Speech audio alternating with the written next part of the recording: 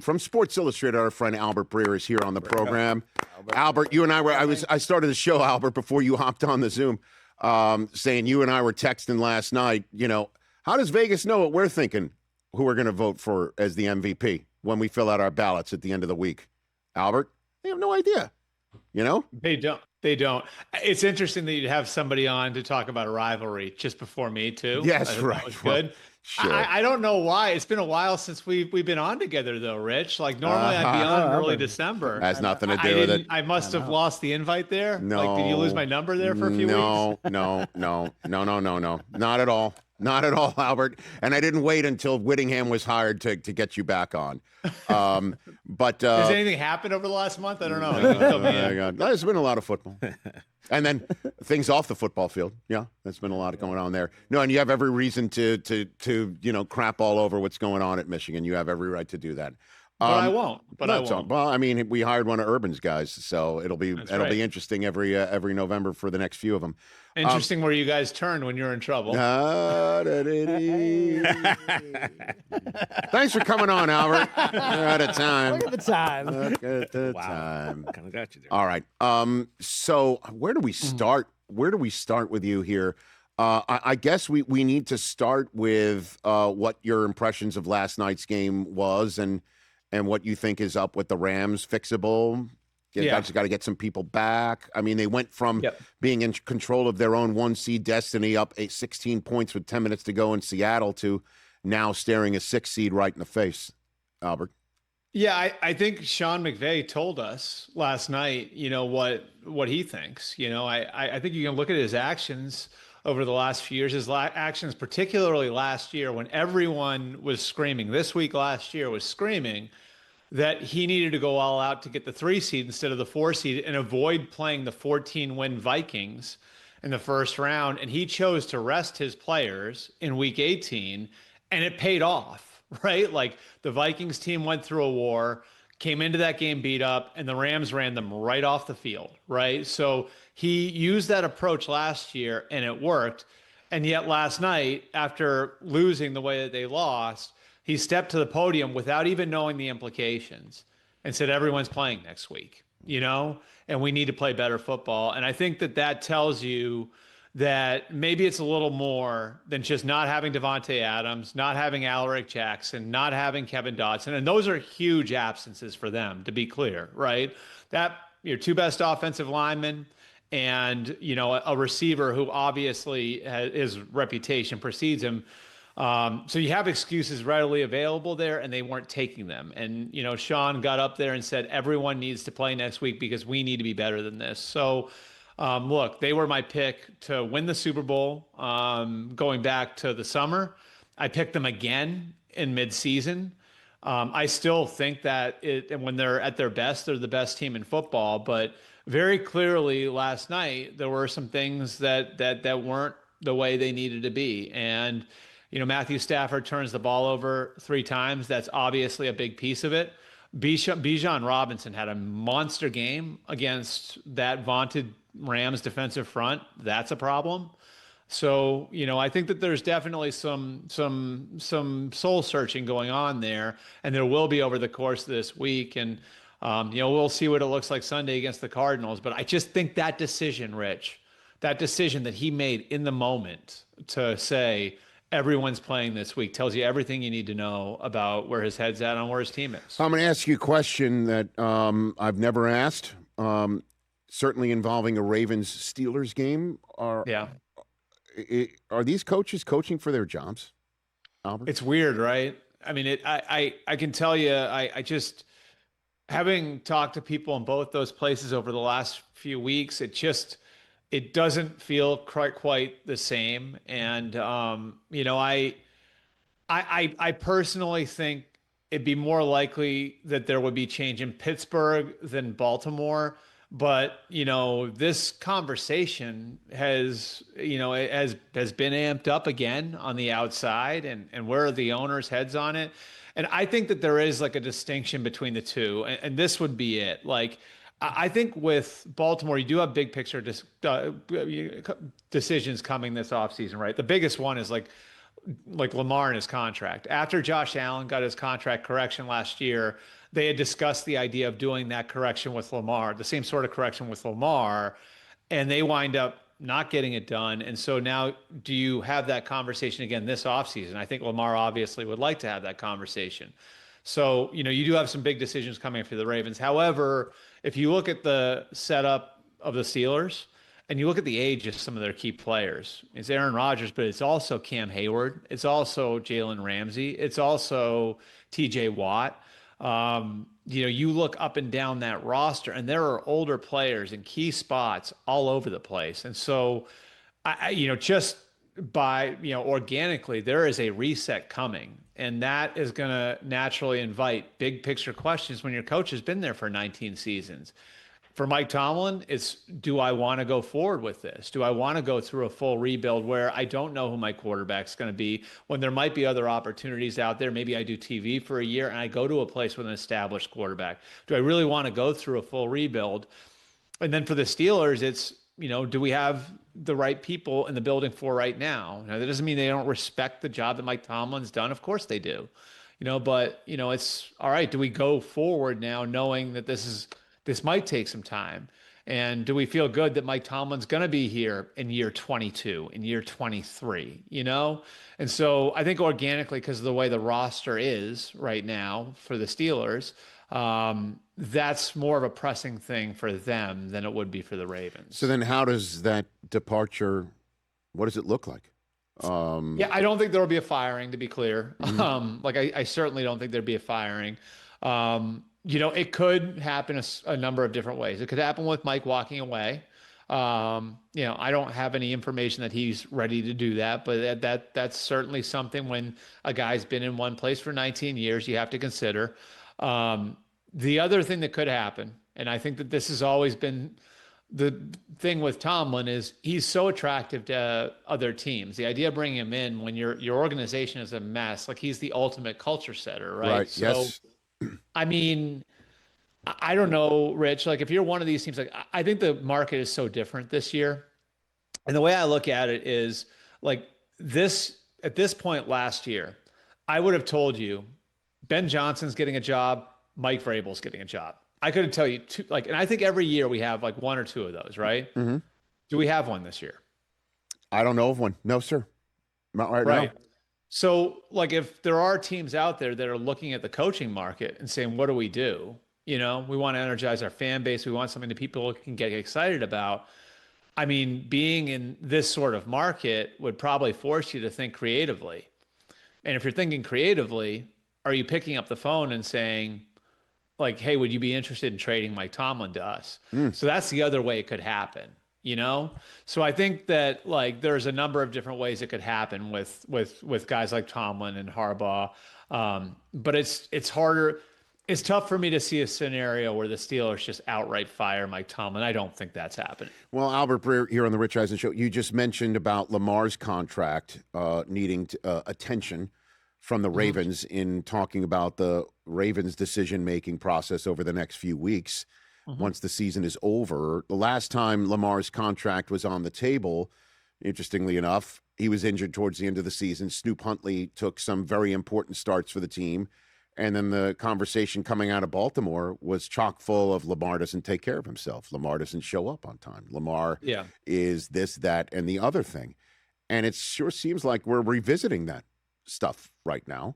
There was a column in the Baltimore Sun that put it all out there for everyone to see. So what's up with that? Is it possible that Lamar winds up on another team? Is that feasible? I'll go like a little inside media on you here. Sure. He doesn't have an agent, right? So I think you and I both know sometimes the stuff that, involves players specifically gets out there. A player's side gets out there or can get out there via the agent, right? And so I think in a lot of these cases, there hasn't been anybody kind of putting themselves out there to stick up for Lamar, to further Lamar's agenda. And Lamar isn't the type of guy who's going to do it himself. He's just, I think he is to himself that way. And I thought there was something interesting that John Harbaugh said last week. If you go back and you watch one of his press conferences, easy to access. He went into great detail on like what Lamar's injury was, and that like this wasn't something that like he could have just easily played through. And I thought that was interesting because John Harbaugh doesn't do that a lot with injuries. And to me, that was John Harbaugh taking up for his player because he knew that if he didn't, there really wasn't anybody else to do it for Lamar. And so, like, I think that tells you where John Harbaugh's head is with Lamar Jackson, that he wants him to be his quarterback, right? B, I think it does sort of illustrate that it has been a little tenuous there because of the contract a couple of years ago, because of everything that they went through there, and now where they may be again going into the offseason with this contract situation. So I think the Ravens' intention is to go forward with Lamar Jackson as their quarterback.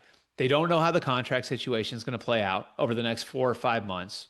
They also don't know what teams are going to call them. Mm-hmm. And they don't need to put Lamar on the block, right? Like if any of these teams like smell, like sniff around and like smell that Lamar Jackson and the Ravens might not be on the same page and there's trouble in paradise, there's nothing stopping those teams from picking up the phone and calling the Ravens and saying, hey, how about 2 first-round picks? How about 3 first-round picks? So that kind of stuff can happen organically. And, I